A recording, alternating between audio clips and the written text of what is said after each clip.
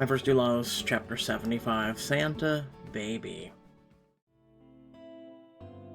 Crashing a car and nearly freezing to death will pull you out of any fantasy real fast. After the ambulance arrived, the rest of the night became nothing but a blur of hospital rooms, tests, and doctors. The nurses kept everyone but Mac and my dad away, and the hours ticked by. I couldn't help but give in to my drooping eyelids. Later, when I opened my eyes, I found Mason pacing worriedly at the foot of my hospital bed, while Mac sat in a nearby chair. So much for family only. What'd you do, tell him you were my brother? Mason's eyes jumped to mine, and his dark expression brightened as he came to my side, slipping his hand in mine and kissing the back in a way that especially unbrotherly. Definitely not. Dad's around the corner in surgery. I figured he wouldn't mind if I checked in on you. At the thought of his dad, Mason glanced at his phone, face clouding over again when there was no new messages. Mac saw it too. Dad said he would text if anything happened. No news is good news. Right. But he was practically a million miles away, and getting further every second. Desperately, I tried to pull him back. I'm sure everything will be fine.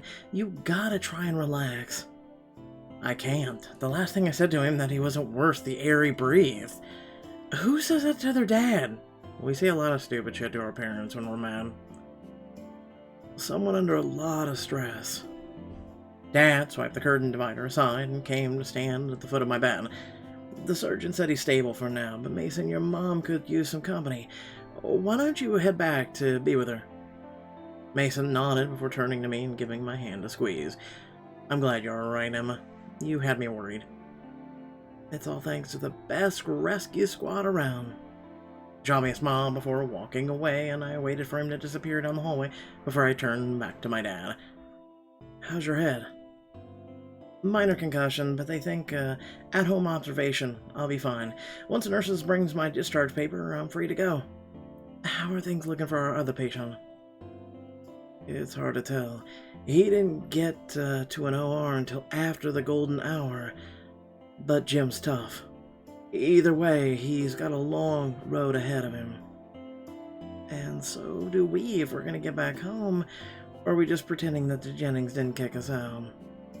No, I think this trip is over. Dad reached into his pocket and pulled out his car keys and handed them to Mag.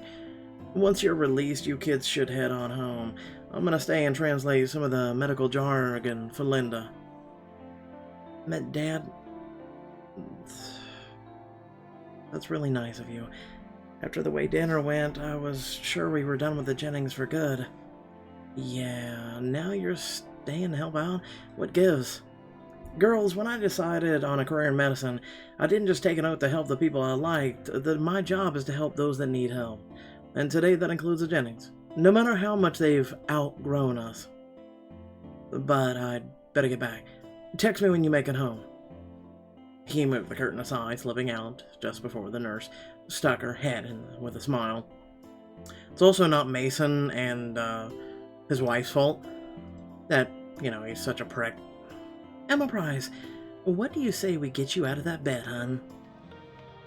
Nurse insisted on wheeling me down to the waiting room as Mac trudged along with my stuff. When the elevator doors opened, Ava and Noah sprung to their feet. There she is. Noah ran into my arms, nearly knocking over the wheelchair as he tackled me into a hug. The nurse engaged the wheel locks and left us to it as he squeezed me hard.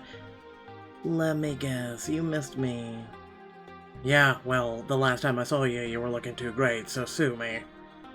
Noah pulled back to look me in the eyes, his gaze saying everything he couldn't. My eyes traveled down to his lips, and I imagined them in mine, soft, warm, and ahem. Quickly, Noah let go and stepped aside so Ava could hug me too. As she wrapped her arms around me, she pressed her lips to my ear. Thank goodness you're okay. How's Principal Jennings? So far so good, but that could change any time. Mason's not handling it well. Noah groaned as he checked his phone. He's not the only one. Your dad told my mom about everything, and now she and Hazel are on their way back. She wants me home. Looks like we'll be spending Christmas together after all. Now what? You can always spend Christmas with us. No one's kicking you out of the house. No one but Dad when he gets back and finds out the two of you have been shacking up with no adult supervision. As much as I'm not looking forward to going home, I'll have to do it sometime. Might as well be now. In that case, need a lift. Mac held up Dad's keys with a grin, and Ava plucked them out of her grasp. Hey, I have my permit. Sorry, babe, but one accident in this godforsaken mountain is more than enough for me. Ava turned and headed for the door with Mac hot on her heels, and Noah and I shared a laugh as he grabbed my wheelchair and rolled me after them. After we dropped Noah off at home, Ava pulled us back onto the highway in the direction of her house. Mac glared grumpily out of the window in the back seat, and I groaned as sunlight glinted off of the car in front of us. How are you feeling? Like a tree fell on me, but alive thanks to you guys. It was so hard to see you like that, and even harder to leave you. Ava, I'm fine, and considering everything that happened this weekend, I don't even think the crash counts as a notable event. To be fair, you got edged out by some real contenders. Mac pulled herself forward until she was practically hovering over the center console. With every incident she named, she held up another finger. Well, let's see, there was Miss Jennings hiding a would-be murder weapon, her husband reading us all for the filth over dinner, and getting the boot before dessert, just to name a few. Honestly, out of everything that happened, the most shocking is that Jennings had a heart attack. We only hit the slopes once. Gotta think of the positive. Mountain vacation my ass. The only real powder I saw was the sugar on top of my hot cocoa. All three of us dissolved into giggles, and it felt good to release all the tension from the previous night. Another glint of sunlight hit me right in the eye, and as I squinted through it, I realized I had come from a last-minute Christmas billboard. Crap, we gotta find a store. I forgot Dad's gift. Are you kidding me? It's Christmas Eve. Where are we gonna find him anything? Let alone something good. There's like 1 million stores open on Christmas Eve. Nice try. Without hesitation, Ava took the next exit, weaving gracefully through the surrounding traffic. Sounds like my job for favorite indoor shopping center, the mall. When we got to the mall, the place was packed. Everywhere we looked, shoppers were running for the hills, pushing past each other, and even fighting for last-minute sale items. Remember when this was a thing? And then Amazon existed. Whoa. Quickly, I stepped out of the way of an elderly woman wrestling a yoga pants-clad soccer mom. I should have warned you, when the sale prices drop this low, it can get a little dangerous. We just gotta find something Dad'll like and get out of here. How hard could it be? Before the words had even left my mouth, the elderly woman put the soccer mom into a headlock, squeezing until she released the blender they'd been fighting over. No one fights over a blender that much. Where's your goat yoga now, Cheryl?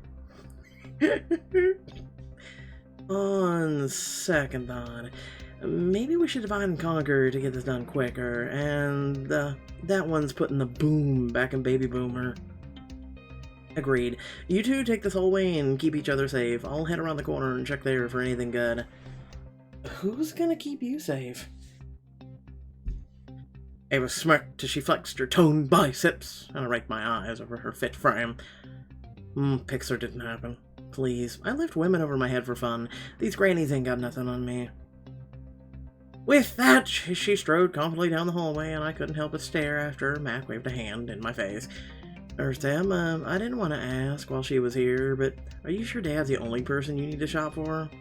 What about Ava, not to mention the guys? Did you get them anything? No, but it wouldn't hurt to look while we're here. What would you do without me? Come on. Mac and I wandered into a nearby clothing store, taking in the lack of inventory before weaving our way between the tables. A moment later, Mac held up a strap of fabric. Is it a mini skirt or a tube top? Both? Try again. There's gotta be something here Ava would like. What about this? Reached behind a lip gloss display and plucked a sliver of gold metal from its hiding place. A compact mirror. Let me see. It's so cute. I bet somebody was planning to come back for this. Their loss is our gain. Do you think she'll like it? It's perfect. The cashier rung me up and wrapped the compact in a tissue paper before slipping it into a gift bag. She's gonna love it. I guess. We crossed the aisle to the specialty store, and immediately a flash of white caught my attention. Let me guess, it's gonna be from Mason, for the captain said. I snatched it off the shelf and put it on, while Mac tried on a long white beard in the mirror. Ladies and gentlemen, if you look to your left, you'll see the captain of Flight 491 is challenging us to a drag race.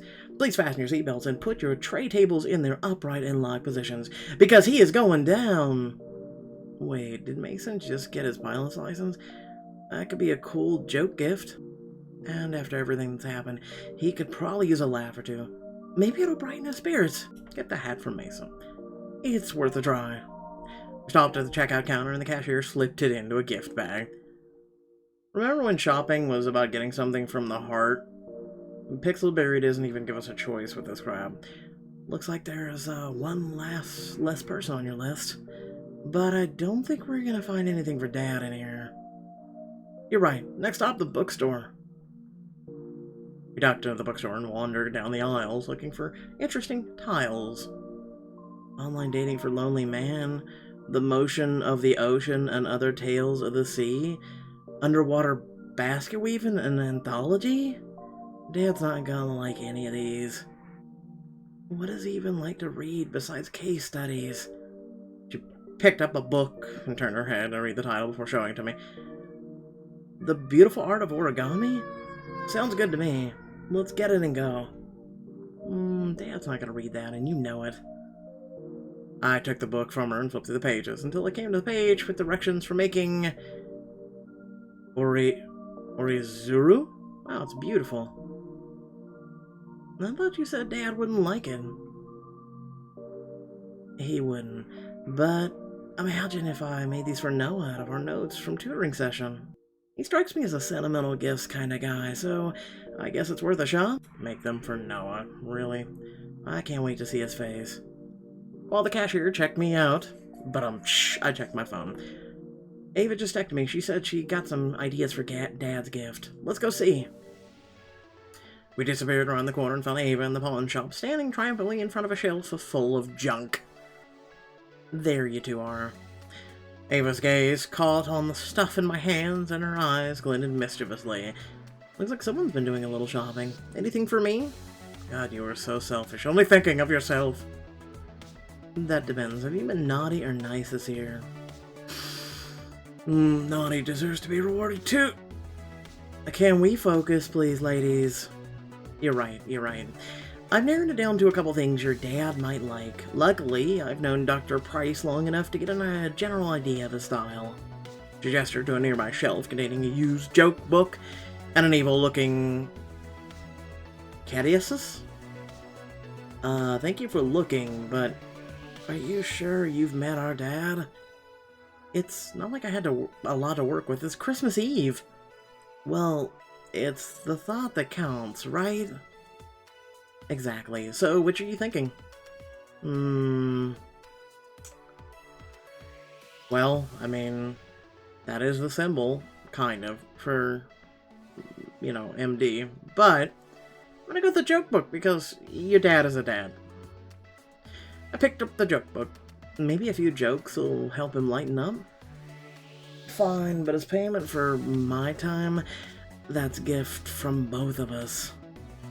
She took it out of my hands and marched it up to the checkout counter, setting it down in front of the cashier before turning to smirk at me. And speaking of payment, you got this covered, right? I rolled my eyes and paid the cashier, swatting Mac's hand away as she reached up to collect the change.